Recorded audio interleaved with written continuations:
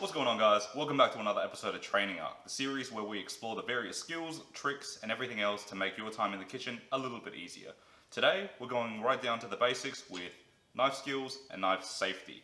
Absolute essentials for anyone who wants to be in the kitchen. With all that said, aprons on, let's go. Okay, so to get things started, let's talk about chef's knives and what you should be looking for if you're thinking of purchasing one. If you're going to be starting off with a bare bones kitchen, the single most important thing that you're going to want is a chef's knife due to its versatility and its ease of use. Typically speaking, you're going to want a blade that measures between 20 to 25 centimeters, but change this based on your preference and what's comfortable for you.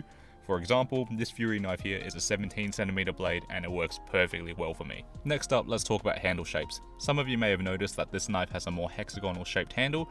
You can also find that a lot of Japanese style knives come with octagonal handles. I find that these are typically more comfortable for me due to their angular nature and they help to conform to my hands better. However, if you have grown up using Western style knives like this Victorinox here, that's perfectly fine as well. You'll find with these Western style knives that you're typically going to get a more wedge shaped handle, so you're going to have a flat top, flat sides, and a slightly rounded bottom to conform to your hands. Now, if you don't know what you like, just head into a knife store and ask a clerk to help you pick one out. Obviously, you don't need to drop $700 on a premium Damascus Japanese knife or anything like that, but try and hold a few that stick out to you and see what feels comfortable and then go with that. The knife should feel comfortable in your hand, it shouldn't feel too heavy, and make sure you're comfortable with the length of the blade as well. Take your time and really try and find a knife that suits your preferences, and I guarantee it'll be one of the best investments you're ever going to make. So, moving on from the knives themselves, let's talk about how to properly hold a knife. An uncommon grip you may see is the thumb on top. What you'll do is you're going to wrap your hand as far up the handle as possible, and then you're going to place the thumb onto the spine of the blade. It's not overly common, but some people find that this is comfortable for them, so you can give it a try if you like. Now, if you're a complete beginner, you may gravitate towards this grip where you're essentially going to be holding the knife a bit like a bike handle. As I'm demonstrating here, I've got all 4 fingers wrapped around one side of the handle, and then we're placing our thumb over 2 of our fingers. And so if you've ever ridden a bike, you'll notice that this is exactly how you would grip bike handles. Next, we're moving on to my preferred way of holding a knife, which is called the bolster choke. You're going to start by placing your thumb against one side of the blade and right up against the bolster, and then we're going to place our index finger on the other side of that bolster. Then for your remaining 3 fingers, we're going to securely wrap these around the top of the handle. I find that this is extremely comfortable to work with. I can work for hours on end without feeling tired using this grip, and you'll see in all of my videos that this is how I hold my knife. You can also do the bolster choke using both your index and your middle finger on the blade if you like. However, I don't find this as comfortable, but if you find that it works for you, that's awesome. Now, finally, there is one grip that I need to advise you not to use, and that is the index finger on the spine of the blade. If you're going to use your knife like this for hours on end, you're going to put unnecessary strain onto your arm, and it can also lead to hand cramps, and more severely down the line, you can also develop carpal tunnel, which isn't exactly a great outcome for cooking. So just don't hold your knife like this.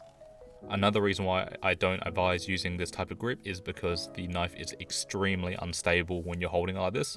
So like you see here, I've got the index finger on the top and I'm holding the knife, and if I just nudge this with my finger, it wobbles like crazy. It's very unstable.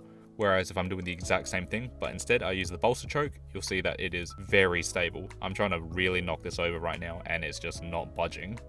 Give the index on top a miss. It's just not great. It's not stable.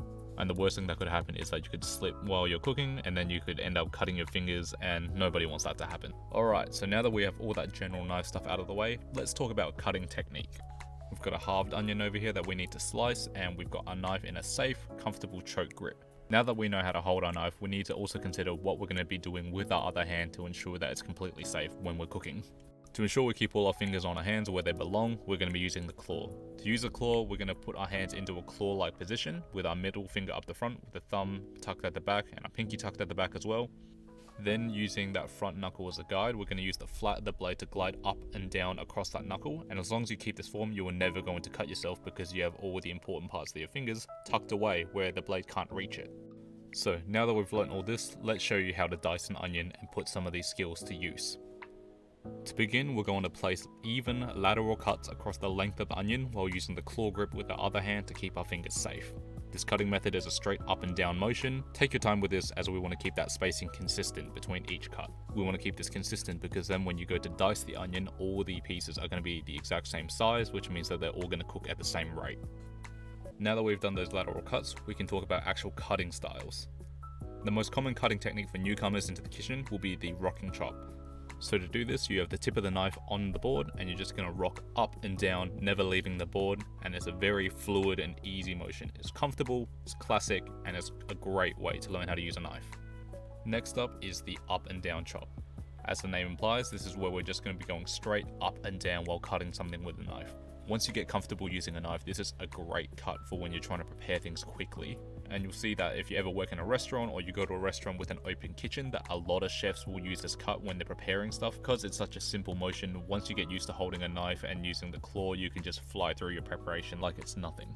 Okay, so now that you're equipped with all this new knife knowledge, go get a knife, head into the kitchen, and start practicing. As always guys, thank you for joining me on another episode of Training Arc. If you enjoyed this video, let me know by giving a like down below and sharing it with your friends. Let me know in the comments what skills, tricks or techniques you'd want to use in the kitchen, and subscribe to the channel for more weekly content. When you guys need another power up, I'll be waiting for you with the Training Arc. Peace.